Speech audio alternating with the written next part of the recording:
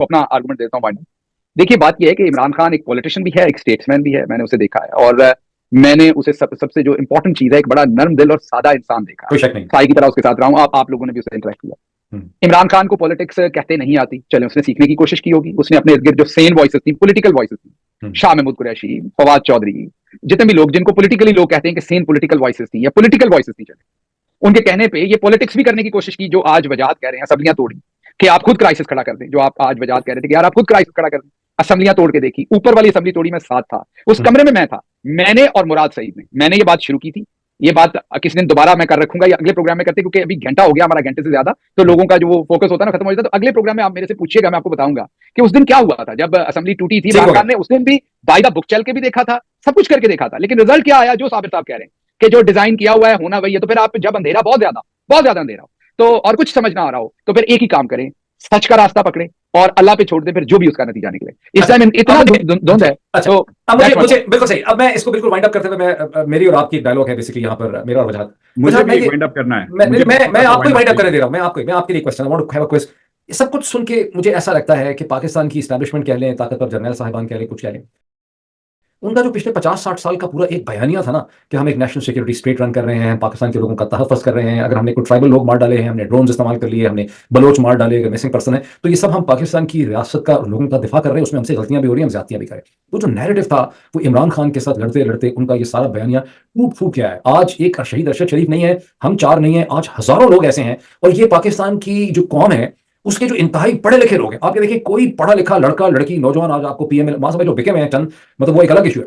جتنی best possible brain power Pakistani قوم کی ہے, خواہ وہ آسٹریلیا میں ہو, نیوزی لینڈ میں, کینیڈا میں, یونائٹڈ اسٹیٹس میں, دبئی میں, انویسٹمنٹ بینکس میں بیٹھی ہوئی ہے, ہاسپٹلس میں بیٹھی ہوئی ہے, بزنس کمیونٹی, انٹرپرینور, وہ سارے کے سارے جو ہیں وہ اسٹیبلشمنٹ کی جو رسپیکٹ ہے پاکستان کی اسٹیبلشمنٹ کی, وہ بالکل مٹی میں پلید ہو چکی ہے. کچھ نہیں بچا پاکستان کی اسٹیبلشمنٹ کا, کوئی پاسبلٹی نہیں ہے. ابھی تک وہ شاید سوچ رہے ہیں ایس پی آر کی مدد سے اربوں روپے خرچ کر لیں, $1 ٹریلین خرچ کر لیں. ان کی وہ جو رسپیکٹ 1965 سے بلڈ اپ ہوئی تھی وہ خاک میں جا چکی ہے. انسٹیٹیوشن ڈی مورلائز ہو چکا ہے بہت. ان کے پاس آرگومنٹ کوئی نہیں بچا, ورنہ وہ وہاں پہ اپنا آرگومنٹ بھی دے سکتے ہیں. انہوں نے کتنے لوگ بٹھائے ہوئے, کتنے لوگ بٹھائے. تو یہ جو ان کو نقصان پہنچ گیا ہے, یہ بھی آپ کو فیکٹر ان کرنا پڑے گا. جب آپ اس کو اموویبل فورس کی بات کرتے ہیں, جب قطرہ قطرہ بوند بوند پہاڑی پہ گرتا ہے, راک پہ گرتا ہے, راک ختم ہو جاتی ہے. یہ انسٹیٹیوشن ہل گیا. جی, اینڈ اگر if I have the last word, you have the last word. Thank you. میں اس کو ایسے دیکھتا ہوں, ایک تو میں انگریزی میں بولوں گا تاکہ جو جی ایچ کیو میں بیٹھے ہیں وہ شاید زیادہ عزت دیتے ہیں جب انگریزی بولی جائے. انگریزی ان کی حساب کتاب کی ہے یار ویسے. ہاں مگر چلیں خیر ہے, ملا جلا کے بولتا ہوں کہ firstly this is not about Imran Khan any more. Most of Pakistan is under 30. More than half of the country is young. They will outlive Imran Khan. They will outlive Asim Munir. They will outlive Nawaz Sharif. They will outlive Asif Zardari. ٹھیک ہے, this is about a generational shift.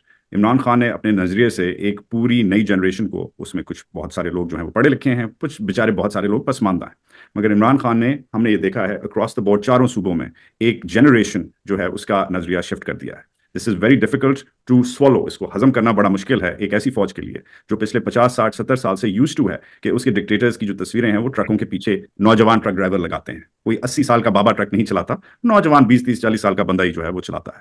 یہ اب ان کی جو ان کی ایک requirement تھی لوگوں کی سپورٹ کی, وہ ایٹروفی ہو گئی ہے, وہ ڈیمیج ہو گئی ہے. اب ایک فوج جو ہے وہ پبلک سپورٹ پہ ڈیپینڈ کرتی ہے اپنی بدماشی کرنے کے لیے. تمام دنیا کی افواج بدماش ہیں. اسرائیلی فوج بھی بدماش ہے, اس کو اس کے لوگوں کی سپورٹ ہے اس لیے بدماشی کر رہی ہے. امریکی فوج بھی بدماش ہے, وہ بھی بدماشی کرتی ہے. بٹ لوگ آج ایئرپورٹ پہ جائیں, پہلے کہتے ہیں اگر کوئی فوجی ہے وہ پہلے جا کے جہاز میں بیٹھ جائے. بڑی رسپیکٹ. تو ایک رسپیکٹ جو ہے وہ اس, حالانکہ امریکی اور اسرائیلی فوج سے اگر کوئی بدماش فوج پیدا ہوئی ہے تو مجھے بتا دیں, I'll be lucky to learn. مگر باٹم لائن ہے کہ یہ فوج بھی اپنے حساب سے it has gotten away with murder time and again. بہت ساری دیگر ایگزامپلس ہیں, 65, 71, 2011, اسامہ, آرمی پبلک اسکول, بہت ساری کیٹاسٹرفیز ہیں جو ہم نے صحیح ہیں, مگر پھر بھی فوج کا ساتھ ایک جنریشن کے بعد ایک جنریشن نے نہیں چھوڑا. آج فوج کو یہ سوال اپنے آپ سے پوچھنا چاہیے کہ Y is it forced to crack down on young people, the people who have generally supported it. آج لوگوں کو ٹویٹر پہ یا سڑکوں پہ کیوں لوگ ڈسپوائنٹڈ کیوں ہیں, کیا ہوا ہے, what has gone wrong, and what has gone wrong is in front of us right now. And فوج ٹھیک ہے ہوگی, ایک انموویبل آبجیکٹ ہوگا, ہونا بھی چاہیے اسے دفاعی طور پہ, مگر فوج نے اب اوور اسٹیپ کر دیا ہے اپنا ایمبٹ, اور لوگوں کا ٹرسٹ جو ہے اسے ہم کہہ سکتے تھے کہ ویسے تو یہ دنیا کی 5ویں بڑی فوج ہے, اس کے پاس 7.5 لاکھ جوان اور افسر ہیں, مگر میں ہمیشہ سے کہتا تھا 15 سال 20 سال سے جب سے میں رپورٹنگ کر رہا ہوں کہ ایکچولی یہ دنیا کی سب سے بڑی فوج ہے, کیونکہ اس کے پاس 250 ملین جوان ہیں. اگر یہ کسی کا بھی مقابلہ کرے. صرف 7.5 لاکھ نہیں ہے, یہ فوج کا بیسس ہوتا ہے. وہ بیسس ان باقی لوگوں کو انہوں نے فائر کر دیا ہے, بھرتی نہیں کیا. بھرتی تھی 2022 کے اپریل تک 250 ملین کی یہ فوج تھی, اور 2022 اپریل جب ووٹ آف نو کانفیڈنس ہوا ہے وہ دن ہے, آج کا دن ہے, یہ 250 ملین لوگ ایک طرف اور یہ 7.5 لاکھ افسر اور جوان ایک طرف کیوں ہوئے ہیں. یہ بہت بڑی ٹریجڈی ہے, ان کو اس پہ غور کرنا پڑے گا.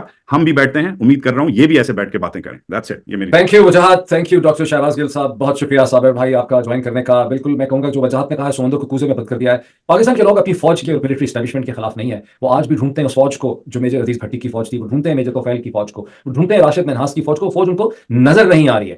یہ فوج جو ہے, کوئی فوج اپنی ٹیریٹری کے اندر نہیں لڑتی. فوج کا کام ہوتا ہے اپنی ٹیریٹری, اپنے بارڈرز اور اپنی باؤنڈریز کو ڈیفینڈ کرنا. پاکستان کی فوج نے اور اس کے جنرلوں نے اس کو ایک ایسی عجیب و غریب سچویشن کے اندر پھنسا دیا ہے جہاں وہ پاکستان کے 250 ملین لوگوں کے خلاف سفارہ ہو چکی ہے. یہ جنگ کتنی دیر تک جاری رہے گی, یہ فیوٹائل جنگ ہے. ہماری تمام کوشش ہے, ہماری رسپیکٹ ادھر ہی ہے پاکستان کی ملٹری اسٹیبلشمنٹ کے لیے, لیکن ہم سمجھتے ہیں دی اسٹیبلشمنٹ اور اس کی جو پریزنٹ لیڈرشپ ہے it has lost its way. آج اس کے پاس کوئی بیانیہ نہیں ہے, کوئی نیریٹو نہیں ہے. کوئی انسٹیٹیوشن ایک بیانیے اور نیریٹو کے بغیر بہت دیر تک سروائیو نہیں کر سکتا. انشاءاللہ اگلے 3-4 دن میں پھر اس ڈسکشن کو کنٹینیو کریں گے. یہ نیا انیشیٹو ہے, اس کی بہت زیادہ پبلک ڈیمانڈ تھی. وجاہت نے اس کے لیے بہت کہا, ڈاکٹر صاحب نے بہت کہا, صابر کیم آن بورڈ. اب اگلے ہفتے بہت جلدی میرا خیال ہے کہ ڈاکٹر وجاہت کے پلیٹ فارم. سارے شاکر صاحب, ہم اس بات کو مان لیتے ہیں, I am inclined to believe this thing, کہ ڈاکٹر گل کہتے ہیں کہ عمران خان جس چیز کو لے کر چل رہے ہیں وہ ایک روایتی سیاسی جماعت ہے ہی نہیں. یہ ایک روایتی سیاسی پاور ڈائنامکس کا ایشو ہے ہی نہیں. عمران خان ایک قوم کو کھڑا کر رہا ہے, اس کو ایک شعور دے رہا ہے, اس نے سیاست کی بساط اور فیلڈ کو ریڈیفائن کر دیا ہے, بدل دیا. لیکن یہ سب کچھ بدل تو دیا ہے, لیکن اس کے ریزلٹس کیسے سامنے آئیں گے, اس کو کیسے کیا ہوگا, what is the way forward? اچھا, ہم جتنی بھی گفتگو کر رہے ہیں نا, یہ گفتگو کر رہے ہیں گو بائی بک, ٹھیک ہے. تو اس وقت یہ پالیٹکس جو ہو رہی ہے وہ کانسٹیٹیوشن کے مطابق تو نہیں ہو رہی, ٹھیک ہے نا. وہ یہ تو ہو ہی نہیں رہا, کیونکہ یہ تو ہم نا اس وقت جو اس سے پہلے جو ہم ڈسکشن کر رہے تھے نا وہ اکیڈمک ڈسکشن تھی کہ کس جماعت کو کس کے ساتھ ملنا چاہیے, بیٹھنا چاہیے. تو اگلا ہے کہ کیا اس بات کی اجازت مل سکتی تھی پیپلز پارٹی کو کہ وہ پاکستان تحریک انصاف کے ساتھ مل کر گورنمنٹ بنائے؟ سوال ہی پیدا نہیں ہوتا. یہ تو سوال ہی پیدا نہیں ہوتا. یہ تو ہم آئیڈیل ڈسکشن کر رہے ہیں کہ پاکستان تحریک انصاف کو کیا چاہیے. وہ تو 2 پولیٹیکل پارٹیز ہیں, ایک پی ٹی آئی ہے, ایک پاکستان پیپلز پارٹی ہے. یہ ہیں نون لیگ پولیٹیکل پارٹی کے تعریف پہ ہی پورا نہیں اترتی. نمبر 1, نون لیگ کو تو لایا ہی اس لیے گیا تھا کہ یہ دونوں آپس میں مل نہ جائیں. دیکھیں, مشرف کے وقت بھی نواز شریف کو اس لیے لایا گیا تھا کہ وہ جو پاور شیئرنگ فارمولا ڈسکس ہوا ہے انلائٹ اینڈ ماڈریٹ والا, وہ کہیں امپلیمنٹ نہ ہو جائے. اور محترمہ بینظیر بھٹو سول سائڈ پہ اور ملٹری سائڈ پہ پرویز مشرف صاحب, اور اس کے پیچھے امریکہ. تو بھائی ہمارا پلیئر کدھر ہے, ہمارا پلیئر بیچ میں ہونا چاہیے. تو وہ اس لیے لائے تھے. تو ہمٹی ڈمٹی کو کون لے کر آیا تھا سعودی عرب کے؟ آپ کا خیال ہے کہ جنگ خیانی was also interested in bringing ہمٹی ڈمٹی at that time for balance of power? جی بالکل بالکل. کیانی صاحب تو خود پہنچے تھے دبئی میں, کیانی صاحب تو خود گئے تھے, ان انوائٹڈ گئے تھے کہ وہ دیکھیں کہ کیا ہو رہا ہے. اس کے بعد یہ ہوا تھا. وہ اس لیے کہ ان کو اندازہ ہو گیا تھا کہ یہ تو ساری چیزیں لے جائیں گے دو پولیٹیکل پارٹی. تو اس لیے واپس آتے ہیں کہ اس وقت کی سچویشن پہ یہ اجازت ہی نہیں ملنی تھی, کیونکہ یہ ماڈل ہی نہیں تھا, یہ پروگرام ہی نہیں تھا, یہ ایجنڈا ہی نہیں تھا. اب آپ یہ اس کی رات یہ بیسیکلی آپ یہ کہہ رہے ہیں کہ انہوں نے جو وجاہت کو اپنی طرف سے جواب دے دیا ہے کہ پیپلز پارٹی نے نیگوشیشن تھوڑی سی کر لینی تھی, ہفتہ 10 دن کے بعد اس کو اسٹیبلشمنٹ نے تارو پیٹو کر دینا تھا. انہوں نے وہ چلنے نہیں دیا تھا, بھلے گورنمنٹ بھی بن جاتی, بھلے گورنمنٹ بھی بن جاتی, اور پھر گندی ہو جاتی کہ اپنے اصول سے پیچھے ہٹ گئے, آصف علی زرداری کو گلے لگانے کی کوشش کی. That is all we have. That is all we have. What do you have now? Now what? We have the nazariya. We have the nazariya جس کے اوپر تنگی ہے. ایک منٹ سے تنگی ہے. آپ کے پاس آپ کی آواز ہی تو ہے نا. ایک منٹ آپ کے پاس کیا ہے؟ ایک سیکنڈ صابر بھائی, آپ کے پاس آپ کی آواز ہے جس کی وجہ سے اتنی تکلیف ہے. یہ جو ساتھ آپ کے دونوں بیٹھے ہوئے ہیں, میرے پاس تمہارے پاس ماں بھی ہے, ماں بھی ہے. اچھا, کھانا بھی بناتی ہیں وہ, ویسی مولی والے پراٹھے. تو اب یہ جو صابر صاحب کے گھر سے کلاشنکوف نکلتی ہے موئی کے اوپر غداری کے کیس میں, کیا ہے؟ آواز ہے نا, آواز ہے, مطلب کریڈیبلٹی ہے. عمران خان آفرز کریڈیبلٹی, اور یہ سسٹم اپنی موت مرے گا اگر عمران خان کھڑا رہ گیا. اگر پاکستان تحریک انصاف کے چند لوگ بھی کھڑے رہ گئے, کوئی بھی نہ کھڑا رہ گیا, اکیلا عمران خان بھی کھڑا رہ گیا, اور یہی ملٹری اسٹیبلشمنٹ اس ٹائم ڈیسپریٹ ہے کہ یہ نہ ہو, وہ کھڑا نہ رہے, ہر طرح سے لور کیا جا رہا ہے. ڈاکٹر صاحب, الیکسی نوالنے کو پیوٹن نے مروا دیا جیل کے اندر. سوری, میرے منہ میں خاک. آپ ایک کرمنلز کے مافیا کے ساتھ ڈیل کر رہے ہیں, آپ اس انسٹیٹیوشن کی کہانی میں نہ پڑ جائیں, وہ جو کسی بندے نے بلا کر کہا ہے بیچارے معصوم اینکر کو, مرسی کو نہ بولیں, مرسی کی جو ڈیتھ کو ہے, یہ آپ کسی دیکھیں, آپ ابھی تک میرا خیال بکش بات کر رہے ہیں. میں پہنچا ہوں کہ ہم کسی ادارے سے ڈیل نہیں کر رہے, ہم کرمنلز اینڈ کروکس انکارپوریٹڈ کے ساتھ. نہیں, سنیں ڈاکٹر صاحب, دیکھیں بات یہ ہے کہ یہ تو معاملہ تو طے کیے جاتے ہیں جو کانسٹیٹیوشن کو دیکھے. کانسٹیٹیوشن کو تو وہ دیکھ ہی نہیں رہے. ان کے نزدیک تو کانسٹیٹیوشن کوئی چیز نہیں ہے, کاغذ کا ٹکڑا. ڈیموکریسی کوئی چیز نہیں ہے, کوئی رول آف لا کوئی چیز نہیں ہے, جوڈیشری کچھ نہیں ہے. وہ تو ان کے نزدیک تو کچھ ہے ہی نہیں. اس لیے اس وقت جو عمران خان صاحب جو ہیں وہ جو کچھ بھی کر رہے ہیں اپنی ایک انڈرسٹینڈنگ, آپ یہ بات ذہن میں رکھیے گا کہ عمران خان کا بھی ملٹری اسٹیبلشمنٹ کے ساتھ ورکنگ ریلیشن شپ اتنا ہی پرانا ہے جتنا کہ ہمارا ہے, ٹھیک ہے. ان کا تعلق تو جیسے آپ کا تعلق رہا ہے, میرا رہا ہے, اور وجاہت کا سب سے زیادہ رہا ہے, तो इसलिए और है बिल्कुल ठीक है ना। हवाले के बारे में कई तो मुझे ये भी बता देंगे, कई तो मुझे ये भी बता देंगे एजेंट भी है उनका, उनके कहने पर ही सारा कुछ। वो तो आपके ऊपर, वो तो आपके भी पीछे पड़े हुए। आप तीनों में से जेम्स बॉन्ड मैं ही बन सकता हूँ, अपनी बुद्धियां देखें, मुझे देखें। ना गिल साहब, वो हैदर मेहदी और मेजर साहब तो आपके पीछे भी पड़े हुए हैं। इसलिए जितना हम जानते हैं उतना ही इमरान खान साहब भी जानते हैं। तो एक बात है, एक है कि होना क्या चाहिए, दूसरा है कि उन्होंने जो चेस बोर्ड सजाया हुआ है, चेस बोर्ड में इमरान खान साहब को डिमोलिश करना है, क्रश करना है, ये चेस बोर्ड के अकॉर्डिंगली ये है एक, ये मैं आपको बता रहा। अब उससे इमरान खान ने कैसे बचना है, पीटीआई ने कैसे बचना है, कैसे सर्वाइव करना है, तो ये लकीली ये हुआ है कि जो पाकिस्तान की जो एट लार्ज यूथ है और वोटर्स जो हैं वो बिल्कुल दूसरी, पाकिस्तान के अवाम दूसरी साइड पे चले गए हैं। तो और यहीं से वो मामला जो आप लफ्ज यूज कर रहे हैं डिप्रेस बहुत है, ये डिप्रेशन इसलिए है कि उनके हाथ से खेल निकला हुआ है और उनके कंट्रोल में नहीं है। आप ये देखें कि रात ये जो गवर्नमेंट साजी हुई है, ये रात जो प्रेस कॉन्फ्रेंस हुई है, रात 12:10 पे बाबों को इकट्ठा किया है, ये सुबह 11 बजे नहीं हो सकती थी, ठीक है ना, ये सुबह 11 बजे भी हो सकती थी, ये 12 बजे भी हो सकती थी। बात ये है कि एक है रैशनल चीजें यही हैं कि आप अपनी जिंदगी बचाएं, और आप जैसे आपने कहा कि इमरान खान साहब को खुदा न खास्ता जेल के अंदर खत्म नहीं किया जा सकता। पहले भी उनको गोलियां मारी गई, पहले भी अल्लाह उनको जिंदगी दे लंबी, पहले भी उन पर गोलियां मारी गई, 3 दफा असैसिनेशन की अटेम्प्ट उन पर की गई। देखिए, अगर तो इमरान खान ये सोचे तो बेहतरीन बात ये थी कि जैसे वो जेल गए थे, वो सबसे पहले डील उनको ऑफर की गई कि आप यहाँ से चले जाएं, बच्चों के पास जाके थोड़ी देर रेस्ट करें इंग्लैंड में, और उसके बाद आप वापस सियासत करें, आप leave this fight for another day, और फिर आप आ जाएं वापस और आप फिर अपनी सियासत करें। तो वो गोलियां लगी हुई थी, उसी जख्म का बहाना बनाया जाता कि टांग रुक गई है, टांग सुन हो गई है। आपको पता है जैसे प्लेटलेट्स का कितना खूबसूरत बहाना। अब इधर आपको, मुझे तो तभी इधर अमेरिका से एक डॉक्टर ने फोन करके बता दिया था और मैंने शोर मचा दिया था, और हमारे भी कुछ मैंने भी बड़ा मचाया था, मैं वहां टीवी एंकर हूं, जिसने खबर डाली थी आप वो ब्लड को सिर्फ, उसमें एक तो लिक्विड होता है उसका भी मसला होता है, लेकिन उसको प्रॉपर्ली आप सिर्फ मिक्स ही ना करें उस लिक्विड के साथ, उसको हलाएं ना, ब्लड लेके सैंपल रख दें तो प्लेटलेट्स ड्रॉप नजर आएंगे। तो वो सब बेवकूफ बनाया गया सारा कुछ। लेकिन आप ये देखिए कि इमरान खान ने वो चूज नहीं किया ऑप्शन ही। अब चॉइस है ना, these are the choices you make, इसमें हिस्ट्री जज करेगी कि this was a better choice और रॉन्ग चॉइस। एक चॉइस ये है कि आप डिप्लोमेटिकली आप यहां से निकलें, बाहर जाएं, वहां पर बैठें चंद साल, उसके बाद फिर हालात थोड़े साजगार हों, आकर आप सियासत करें। दूसरा तरीका ये कि आप कहते हैं यार ये मेरा मॉरल स्टांस है, इसके ऊपर मैं अपनी जिंदगी को लाइन पे रखता हूं, this is the biggest sacrifice I can make, so here you go, सबसे पहले मेरी जिंदगी है, फिर मेरे दूसरे लोगों की जिंदगी है, और वी गो फॉर इट। अब इसका कोई रैशनल जवाब नहीं है सारी बात का। रैशनल जवाब में तो पाकिस्तान की सियासत में बंदे को, अकलमंद बंदे को होना ही नहीं चाहिए। जो हमारी मिलिट्री एस्टेब्लिशमेंट ने जिस तरह की सियासत कर दी है, मुझे बताइए कि सियासी लोग या आपके जो जर्नलिस्ट हैं वो क्या उल्टा लटक के मार खाने वाले होते हैं, गन पॉइंट पे स्टेटमेंट्स देने वाले, are they train for this? क्या वो प्लेन हाईजैक है? क्या उनका रोल है? क्या उनका रोल है? उनका ये रोल नहीं है, उनका रोल और है। सो पाकिस्तान के अंदर एक अकलमंद बंदा, अगर मैं अपनी जिंदगी, आपको मैं एक इंटरेस्टिंग बात बताता हूं जो हाईलाइट होगी आपके प्रोग्राम में। मैं जब अमेरिका आने लगा, साबिर साहब बड़ी इंटरेस्टिंग, आपको इंटरेस्टिंग बात बताने लगा हूं। मैं आता हूं, मैं आपको ये इंटरेस्टिंग बात बता दूं। मैं इधर जब आने से 2 दिन पहले खान साहब के साथ मिल रहा था, तो उन्होंने मुझे कहा, 2 दिन पहले हमारी को 2.25 घंटे लंबी मुलाकात हुई, 2 या 3 दिन पहले इधर आने से पहले, रात में लेट नाइट हम बैठे हुए थे, we were reflecting on things, talking about as a chief of staff जो कुछ तब हुआ उनके साथ में प्राइम मिनिस्टर। तो उन्होंने मुझे पूछा कि what do you reflect on you know the last days of our government and everything. तो मैंने कहा कि खान साहब मैं दुआ करता हूं कि दोबारा गवर्नमेंट आए कभी। तो मेरी तरफ देख के कहते क्या बात कर रहे हो? मैंने कहा खान साहब सुबह 6-7 बजे अलार्म लगा के उठना पड़ता होता था, सारा दिन कुत्ते वाली जिंदगी होती थी, कभी इसने अटैक कर दिया हम पे, कभी उसने कर दिया, जनरल बाजवा ने मीडिया छोड़ा हुआ था, नून लीग छोड़ी हुई थी, पीपल्स पार्टी भी छोड़ी हुई थी, सारा दिन हम 2-3 लोग थे, जवाब देते थे, वेट बढ़ गया था ड्रास्टिकली, जिंदगी में ना नींद थी ना कोई पेशेंस था। मैंने कहा 27 मुकदमे। सुबह 7 बजे उठता हूं, पहले हाई कोर्ट जाके हाजिरी लगाता हूं, हालांकि मुश्किल तरीन जिंदगी है, उसके बाद मैं अवारी या पीसी बैठ के चाय पीता हूं, गप्पे लगाता हूं लोगों के साथ 12-1 बजे, उसके बाद जाके 2-3 घंटे दोपहर में सोता हूं। लोग इज्जत भी करते हैं जब उनके पास जाते हैं, लोग मोहब्बत भी करते हैं। तो मेरा तो दिल है अपोजिशन ही रहे, क्योंकि माल तो हमने खाना नहीं, पैसा तो हमने खाना नहीं, तो हमें हुकूमत ऐसी लेने की क्या जरूरत। तो कहने की बात यह है कि जो अकलमंद इज्जतदार पढ़ा लिखा बंदा, आप जाएंगे, चले आपसे डायरेक्ट सवाल पूछता हूं, will you ever try to become an MNA और senator? Your answer will be big no. आप कहेंगे गंदा काम है, मेरा दिमाग खराब है, मैं इसमें जाऊं।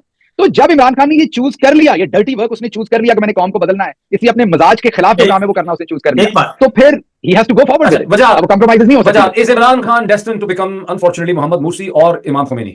इंशाल्लाह नहीं, he will not become Mohammad Morsi। मेरा स्ट्रांग बिलीफ है he will not। अगर होता तो वो बचते ना 3 दफा की असैसिनेशन अटेम्प्ट में। मेरा बड़ा स्ट्रांग इमाम खोमेनी या मोहम्मद मुर्सी? वो इमाम खोमेनी में नहीं बनेंगे। He's a Democrat।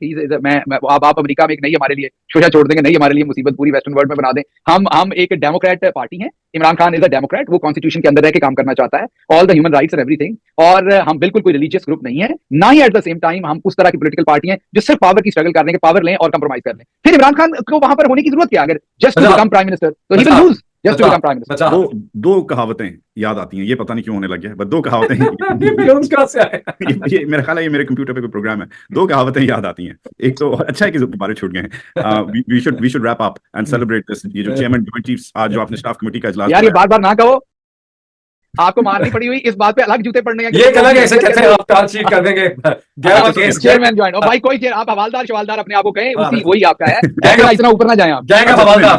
ایک تو ہے, ایک بڑی مشہور کہاوت ہے جو یہ خود پڑھاتے ہیں, ان کا بڑا مشہور ایک انگریز ملٹری اسٹریٹجسٹ ہے, کوئٹہ میں نے پہلی بار اسٹاف کالج میں ان کی نا سنی, تو وہ ان کی کہاوت ہے کہ the only thing more difficult than putting a new idea into an army is taking an old idea out of it. ٹھیک ہے, یہ ایک فیکٹ ہے, یہ ملٹری ریفارم کا فیکٹ ہے, یہ انفنٹری ٹیکٹکس کا فیکٹ ہے, یہ ایک فیکٹ ہے. فوج پوری دنیا میں جو افواج ہوتی ہیں وہ بڑی کنزرویٹو ہوتی ہیں, وہ جب ایک راہ پہ چل رہی ہوتی ہیں اس میں کریٹو مائنڈیڈ پروگریسو روشن مزاج جو لوگ ہیں ان کے لیے جگہ نہیں ہوتی. جو بیڈ ایپلز ہوتے ہیں, بلیک شیپ ہوتی ہیں, ان کو وہ جا کے کہتے ہیں کہ تم نیوی میں, ایئر فورس میں یا انٹیلیجنس میں بھرتی ہو جاؤ, ادھر تمہارا کوئی کام نہیں ہے. ٹھیک ہے, تو ایک تو یہ فوج کا ایک مینٹالٹی ہوتی ہے, اس کی ریجیمنٹیشن اور اس کی جو فارمیشن ہے اس کا یہ بیسس ہے کہ نیا آئیڈیا آنا مشکل ہے, اس میں کوئی جگہ نہیں ہے. اس لیے ان کی جو یس سری ہے یہ انہیں لے ڈوبتی ہے اور اس سے یہ مارے جاتے ہیں جب یہ پالیٹکس میں آتے ہیں. یہ ڈیزائن پالیٹکس کے لیے ڈیزائن نہیں ہے نا. اچھا صابر کچھ کہنا چاہ رہے تھے, ان کو موقع دیجیے گا. دوسری چیز جو آپ کا جو سوال تھا, دوسری چیز جو بہت اہم ہے, اب ایک یہ ایک فیکٹ ہے ملٹری تاریخ کا, دوسرا مسئلہ فزکس کا فیکٹ ہے, اس میں سائنس بھی لانی چاہیے کہ ایک اموویبل آبجیکٹ ہے, ٹھیک ہے, اور ایک انسٹاپیبل فورس ہے. جو انسٹاپیبل فورس ہے وہ آپ کا نظریہ ہے, وہ عمران خان ہے, وہ جا رہا ہے اور وہ رک نہیں رہا, ایٹ آل کاسٹ جا رہا ہے. اور ایک اموویبل فورس ہے جو یہ فوج ہے, جو یہ ادارہ ہے سو کالڈ. اب یہ جب ہوتا ہے تو تصادم ہوتا ہے یہ, اور اس میں پھر نیوکلیر جو ہے فیژن بھی ہوتی ہے, فیوژن بھی ہوتی ہے, اور بہت بڑا دھماکہ ہوتا ہے. ہم اس وقت اس دھماکے کو ایکسپیرینس کر رہے ہیں. Some thing has to give, کہیں نہ کہیں سے کوئی کیپیچولیشن ہونی ہے. عمران کیپیچولیٹ نہیں کر رہا, اس پہ گولیاں چلی, اس کی پارٹی ڈسمینٹل میوٹیلیٹ کی گئی, وہ گیو اپ نہیں کر رہا. مرسی والا سوال ہے, یہ بہت انپورٹنٹ سوال ہے اور اسے ہم نے لائٹلی نہیں لینا چاہیے, کیونکہ پاکستان کی تاریخ میں بہت سارے مرسی گزرے ہیں, کچھ جیل کے اندر اور کچھ جیل کے باہر. تو وی شوڈ ناٹ فرگیٹ کہ یہ ان کی پلے بک کا حصہ ہے.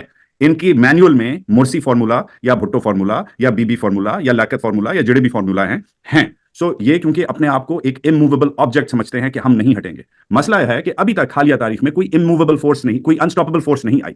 سوال جو ہے آپ سب کے لیے ہے کہ کیا عمران اپنے جو انسٹاپیبل فورس ہے, جو نہیں رکے گا, کسی بھی کاسٹ پہ نہیں رکے گا, شہید ہو جائے وہ, خدا میرے منہ میں خاک کہ اس کے ساتھ کچھ خراب ہو جائے, کچھ معاملہ اس کی جان لے لی جائے جیل میں, کیا سوال بنتا ہے کہ پی ٹی آئی کا جو نظریہ ہے اس کے بعد بھی چلے گا؟ کون چلائے گا؟ کیسے یہ آگے یہ جو ہزاروں کروڑوں جو ہیں آپ کے سپورٹرز, ان کو کون لیڈ کرے گا؟ اور آج میرا مدعا یہی تھا کہ شارٹ ٹرم گین کے لیے خان کو باہر ہونا چاہیے تھا, کیونکہ یہ فزکس ہو رہا ہے, یہ سیاست نہیں ہو رہی, یہ کانسٹیٹیوشنل پالیٹکس نہیں ہو رہی. میں اگری کرتا ہوں, یہ سائنس ہو رہا ہے اور یہ ایکسپلوژن ہوئی ہے اور اس کو کنٹرول کرنا اس وقت. عرفان نور میں بھی لکھا, میں دیکھ رہا تھا کہ عرفان نور جیسی کاشس, اس نے لکھا کہ I feel things are very bad for Pakistan. جی صاحب. اچھا جی, ایک تو پہلی بات ہے کہ عمران خان وہی کر رہا ہے, اس کی اسٹریٹجی وہی ہے یا اس کی پالیسی وہی ہے جو ہم چاروں کی ہے. ہم چاروں کی بھی تو وہی پالیسی ہے نا جو خان کی پالیسی ہے اس وقت, اور ہم بھی تو اپنی جی ہم مطلب ہم بات کر رہے ہیں, ہم بات نہیں کر رہے نا, ہمارے پاس بھی تو آپشن تھی نا پچھلے 2 سال میں, ہمارے پاس بھی بہت سی آپشن تھی. ہم بھی تو بات نہیں نہ کر رہے. آپ بات کرتے ہیں, سجدہ کرتے ہیں, ہمیں بھی بہت سی آفرز ہوئی ہیں, ہمیں بھی, ہمارے پاس بھی آفرز تو موجود ہیں, لیکن ہم نہیں کر رہے. کیوں نہیں کر رہے؟ اس لیے نہیں کر رہے کہ یہ اس سلسلے کو ختم ہونا چاہیے. یہ جو کہتے ہیں نا کہ رازق بھی ہم ہیں اور خالق بھی ہم ہیں, اور آئیں ہم آپ کو نوکری دلواتے ہیں, آئیں ہم آپ کو یہ کرتے ہیں, آئیں ہم آپ کو لک آفٹر کرتے ہیں, تو یہ ختم ہونا چاہیے. اس کے لیے ہو سکتا ہے ہم 3-4 لوگ جو ہیں اس وقت بیٹھے ہیں, مصیبتیں برداشت کر رہے ہیں, ہو سکتا ہے ہم اس پہ اچیو نہ کر سکیں, لیکن میرا خیال ہے کہ آنے والے وقتوں میں ہو سکتا ہے ہماری جو اس وقت کی قربانیاں ہیں, سیکریفائس ہے, یہ اس کے بہت زیادہ فائدے ہوں, اور ہو سکتا ہے ہماری یہ اس لائف کو یا یہ جو ہم اس وقت ایکٹ کر رہے ہیں, اس سے یہ جو نیو جنریشن آ رہی ہے اس فیلڈ میں, وہ آپ کو پتا ہے کتنا ہو رہی ہے, موٹیویٹ ہو رہی ہے, کتنے آپ کو آتے ہیں اپریسیشن کے آتے ہیں, آپ کو آتے ہیں ڈاکٹر صاحب کو, آپ زبردست. تو اس سے شارٹ ٹرم ہم کر سکتے ہیں, شارٹ ٹرم اچیو, اس کا فائدہ صرف ہمیں ہوگا, اور ڈاکٹر صاحب کو ہو سکتا ہے, آپ کو ہو سکتا ہے, دل کو ہو سکتا ہے. بالکل صحیح کہہ رہے ہیں, آئی ایگری ود یو. ورنہ بجا فاروق صاحب کی طرح کہ گھوڑے آپ کے بھی ہو سکتے تھے, ہاں آپ کی بھی ہو سکتی تھی. ہم اس وقت چاروں جو ہیں, میں زیادہ بول نہیں بولتا, ہم چاروں جو ہے کیا نہیں لے سکتے. ہم صرف ایک ہاں کریں نا چھوٹی سی کہ ٹھیک ہے جی, ہم کیا نہیں لے سکتے, ہمیں بہت کچھ مل سکتا ہے. تو اس لیے اگر ہم یہ سارا کچھ برداشت کر رہے ہیں, گھر بے گھر ہو چکے ہیں ہم, ٹھیک ہے نا, اور ایک پرزن نہیں ہے نا ہم, ایک آپ بھی نکلے ہوئے ہیں کہ جی آپ نہیں موو کر سکتے, پتہ نہیں کون کب کیا کہہ دے, کیا مار دے, کوئی چھری مار دے, کوئی ٹرک چڑھا دے, اس طرح کے فون آتے ہیں نا کہ بھائی دیکھیں یہ کالا 5,000 کا ملتا ہے, کالا 10,000, ہاں کالا, ٹھیک ہے نا, یہ ساری چیزیں. تو عمران خان جو ایک وہ کام کر رہا ہے, میرا دیکھیں وہ تو گو بائی بک، آپ بھی گو بائی بک تھے نا، آپ بھی تو اپنا ایک جرنلسٹ جو کر رہا ہے، آپ ہم سب یہی کر رہے تھے نا کہ ہمیں یہ کرنا چاہیے، ہم یہ صحیح ہے.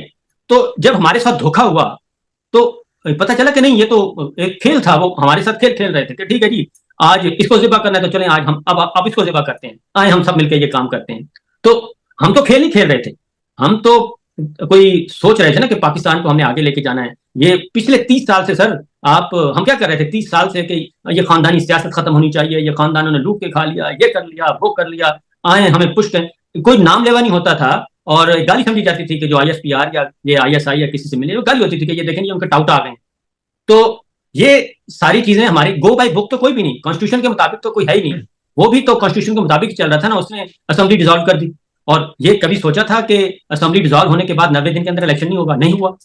اس کے بعد پھر قومی اسمبلی پھر ٹوٹ گئی، قومی اسمبلی ٹوٹ گئی، اس کے بعد 90 دن نہیں ہوا. کیونکہ یہ ان کا ایک ماڈل ہے، ایک وہ ایک تیار کر کے بیٹھے ہیں، اس پہ کسی وقت بات ہو جائے گی. ہمیں کچھ چیزوں کا وہ لے کے بیٹھے ہیں. یہ آپ نے کیونکہ اب ختم کرنا ہے.